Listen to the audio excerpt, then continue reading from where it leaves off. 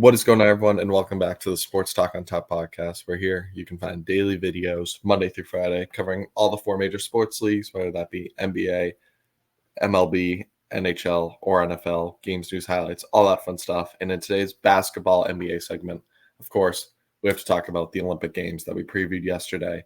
And Nick, to say we looked like geniuses might be an understatement. Obviously, we'll get into Team USA because, that's probably what most people, are curious about.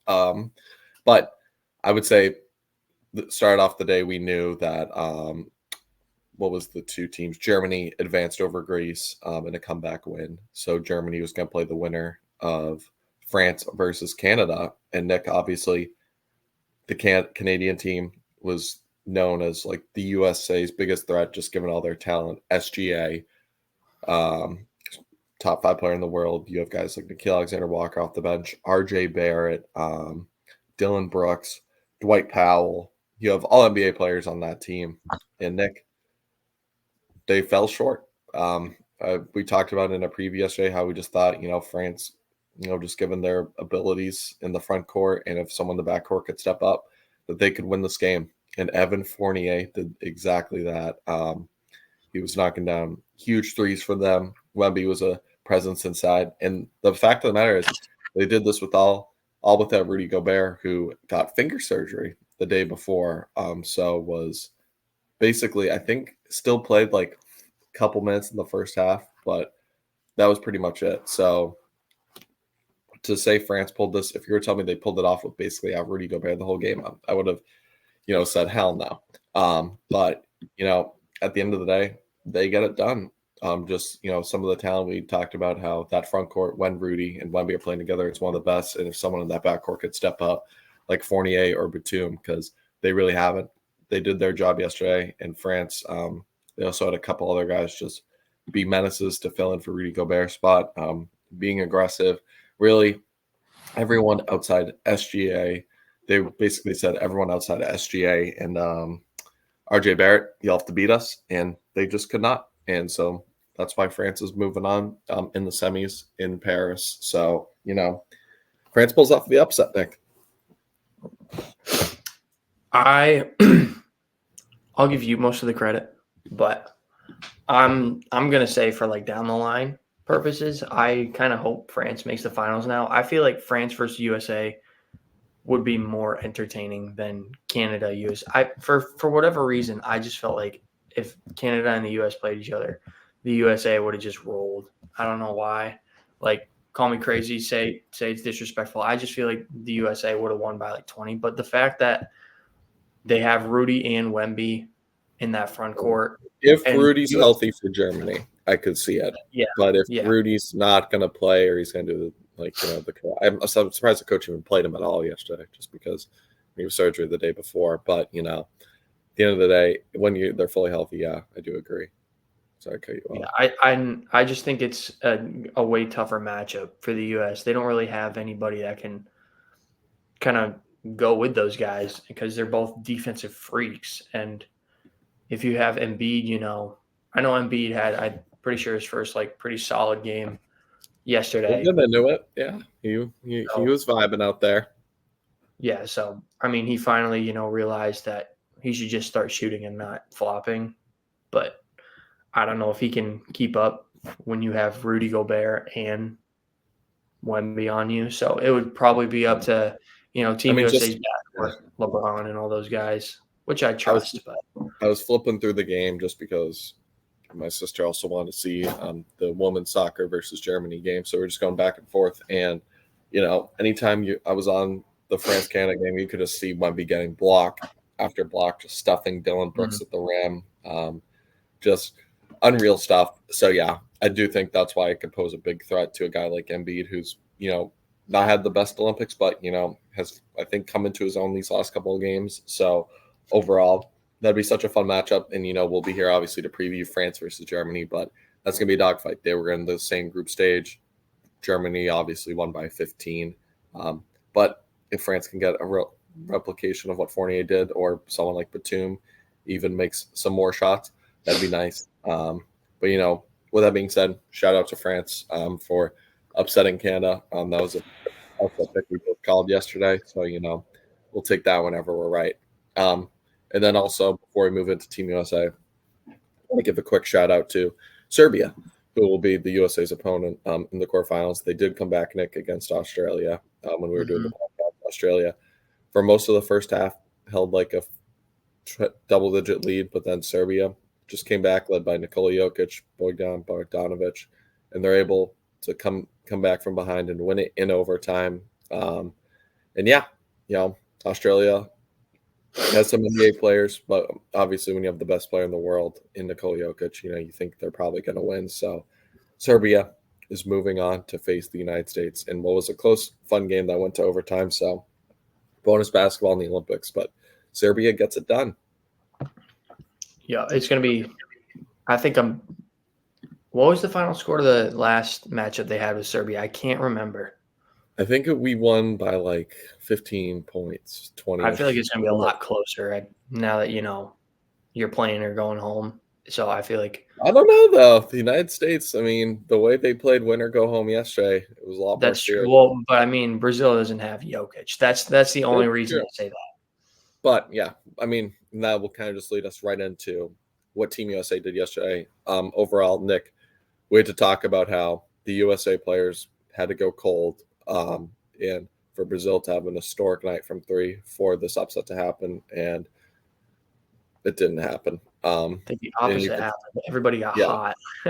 You could tell right from the get-go that this was going to be a USA performance. Devin Booker, I think, led the team in scoring, 18 points. Just was not missing from three, like 5 for 7. So unreal stuff from him. Like you talked about briefly, Joel Embiid had his best game, arguably. The outside shot was falling. He was becoming aggressive inside.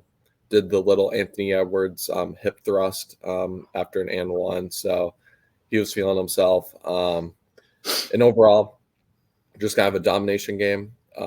Tatum got a lot of run. Derek White was hitting some shots. Overall, just one of those games where the opponent's better than the other. I mean, shout out to Brazil for making it here, quarterfinals. Nothing to slouch about. But overall, just USA was too much, and we kind of knew that going in. And overall, you'll take this. If you're United States, I'm just hoping it always. I've seen a couple times in sports and maybe basketball where a team is so hot for one game where everyone's making shit, and then it's the next game where, oh shit, everyone's cold now because there's no balance. But I don't think a guy like I know every scorer scored. Tyrese got some run. Everyone had scored, but I don't think a guy like Curry or KD went off like for crazy. So maybe when it is their time to be called, in the Serbia game, maybe that's a time where they can pop off. And I believe Curry had his best game in the exhibition against Serbia before the Olympics started. So who knows? Maybe it's a Curry game. And it looks like Steve Kerr went back to his, OG starting lineup where it's Curry, Holiday, Booker, and then Embiid and LeBron. And it seemed to work, but maybe it's just because they're playing, kind of a lesser team in Brazil. Yeah. Sorry. As long as you're not feeding Embiid in the post and not just trying to get him the ball and it just comes to him naturally like it did 3-point line or at the mid-range spot where he seems to never miss. That's where he's successful. It's when you're trying to feed him in the post in Euro and then, he tries to flail his arms and there is no foul. That's when it just can become annoying. And overall, I mean, you've seen Bam Adebayo shoot like 5 threes a game in the Olympics and has developed a solid 3-point jump shot. So if I'm looking, just take your open threes when you have them. And overall, United States, it seems like they're finally becoming to gel together, which could be all the more dangerous for everyone else. Yeah. I think last game was the game where they really started clicking. And now that it's, do or die, I think they're going to be pretty much in a groove from here on out. And yeah, I think for the rest of the tournament, it's going to be what we said yesterday. Team USA has to have a terrible day shooting, and the other team has to, have the greatest day of their lives to beat them. Yeah, and that could happen. We saw it almost with South Sudan. Well, South Sudan can straight up shoot because in the second game they still, had some good points. But I want to get briefly into one thing that is the NBA fan community, because as um, the game wraps up, they post the final scores, and they give a shout out to Devin Booker, like 18 points. And rightfully so. He played great. It's always, no one can ever just be happy. It's always someone saying, I told you all this boy was better than Ant, or this boy should be a star than Ant. And it's like the idiocy of the NBA fan community just epitomizes it. It just disgusts me, because it's like Devin Booker is great. And, if you want to say, or you can just recognize a great game without trying to bring someone else down. And, even if it might be true, I mean, the sweep for me tells it all, but that's another story. If you want to say that, just say Devin Booker's unreal, or a great shooting game. You don't have to bring other people down. And then you have Embiid trolls coming in after his great game saying Jokic is a 1-year merchant. So it's all like, it's all just what the NBA fan community might be the stupidest community I think I've ever seen, because, they always have to criticize someone else to bring someone else down. And they're talking about Devin Booker's best game with 18 points. Anthony Edwards had 17. It's like, I don't even know what the point of the story is. If you want to go down that route, maybe just say Ant's a better fit next to KD, and Booker's, a better fit next to the starters with Curry and LeBron, because he doesn't need the ball in the hands. He's just a shooter, where Ant more so likes controlling the ball. And I think KD's cool with that as well. So, it's just one of those things that amazes me. It's like you can't go without, you can't give someone love without hating on someone else. It's just one of those things where I'm really annoyed just like looking in the comments of league alerts, like posting the score Team USA. It's just, it's weird. Yeah, that's not only, I think, what NBA is now. I think that's what all American sports are now. With with what social media has grown to. We saw it when the Celtics won. They got no credit from the NBA fan community. They all said Mickey Mouse run, easiest title run of all time. Jason Tatum's It does feel more so in the NBA, though, than any other sports community. Like NFL, I feel like it's just more straight up trash talk. The Yankees, Red Sox, rivalry, it's always just going to be like straight up that series. Yankees fans will. The only ones in baseball I really see is like Ohtani and Judge fans just kind of going at who's the better player. Like, it's not anything about. But even then, they're just debating, facts. Exactly. They're debating home runs, stuff like that. And then it's like, one game, Joel Embiid's back to being the best center in the league, or one game. Obviously, now, Devin Booker just becomes the better player than everyone. Is he now the better player than Tatum because he fits more into the Olympic team? No, that's just stupid. So, NBA fans, maybe it's just Suns fans, because Suns fans are really dumb. But, overall, just, give credit. Yeah, these guys played amazing. At the end of the day, you can argue for the other 9-10 months, but from July 4th or whenever they report to training camp, these guys are on the same team. They don't care. You see them on the sidelines, Ant, KD, Braun, Booker laughing. They're not caring about who's the best shooting guard. So, why should you guys? I mean, it's just stupid. I mean, I don't know. And maybe you're right. It's just NBA media. But, it's just a lot of trolls too that I'm not even trolls, because I feel like people actually believe this. It's just stupidity. But, at the end of the day, I get it. You're rooting for your guys. But for, as much as, people want to give Joel Embiid shit, he's on Team USA. We can call him out for his mishaps, but, you also got to give him credit for his good games. And this was one of those games. So just kind of overall, there you got to have a balance where your ultimate goal for me, I want to win gold.